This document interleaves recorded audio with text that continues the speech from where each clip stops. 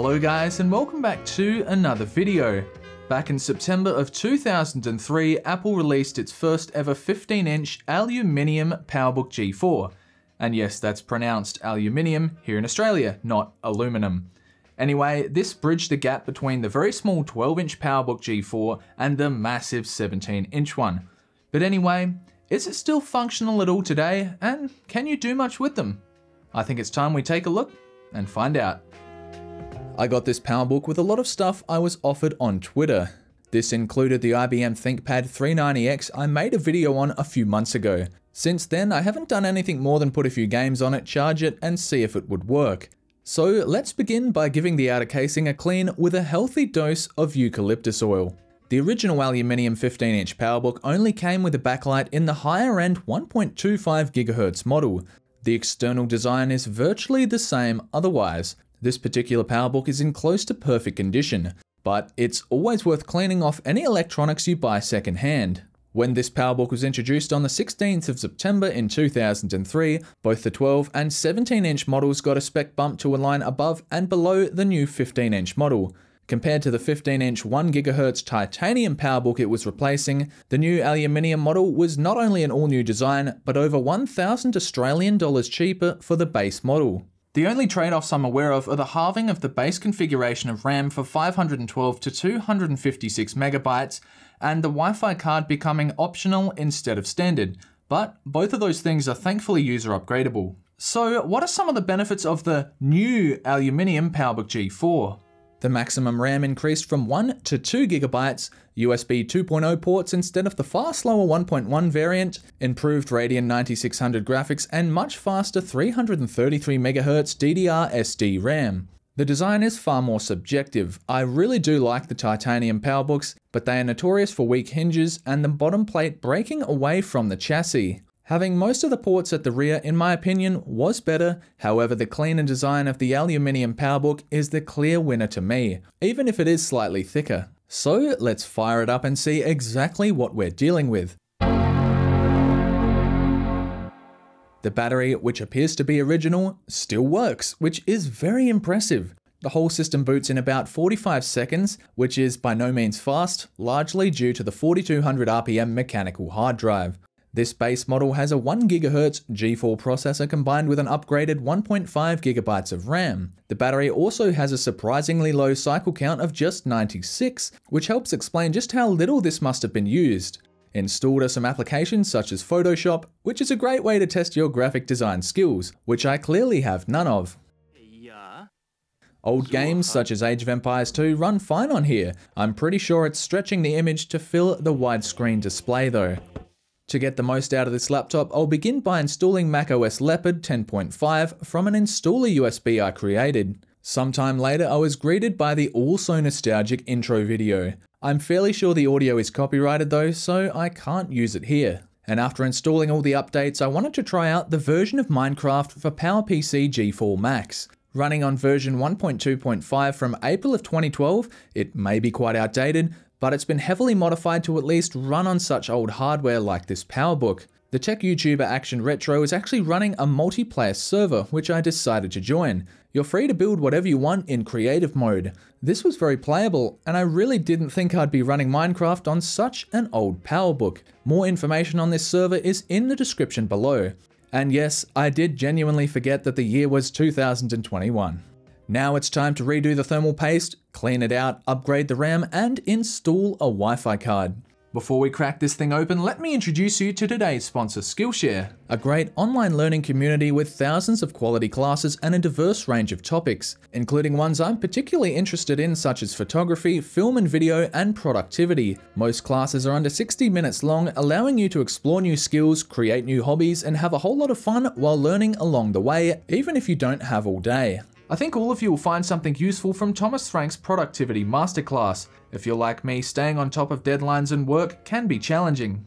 but after watching this class, I feel like I'm going into 2021 as a more organized person. In addition to the video lessons, every Skillshare class gives you the ability to share your own creations with the community using the skills that you've learnt along the way. Skillshare is also very affordable. If you're hungry to learn, you'll be pleased to know it's less than $10 per month with an annual subscription. The first 1,000 people to use the link in my description will get a free trial of Skillshare Premium membership so you can explore your creativity.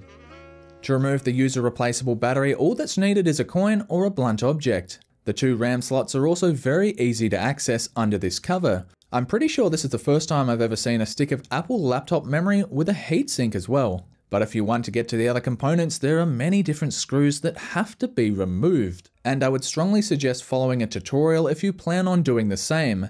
Back during this time period, Apple primarily used fairly standard Phillips head screws, which does make disassembly far more accessible to the average person, but the sheer number of screws and steps to just open one of these things might be daunting to some.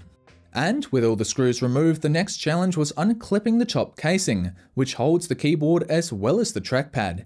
A lot of people complained about having difficulty releasing the latches in the front of the optical drive. And I can see why. The iFixit tutorial was pretty vague about how you're supposed to release it, and there were about 3 or 4 different people commenting their own methods for doing it. I ended up looking through the drive slot to find the release pin and how to dislodge it, which was far harder than it should have been. Anyway, then I could lift up the top casing and unplug the cables, giving us a clear view of the internals. Now that's a complicated mess of connectors and components. To get the logic board out, I unplugged every single connector. Some of them felt very fragile, especially the very small fan connectors. And with all the screws removed, it was time to take out the board. Once again, I had to be very careful as the old thermal compound had basically glued the processor to the heatsink.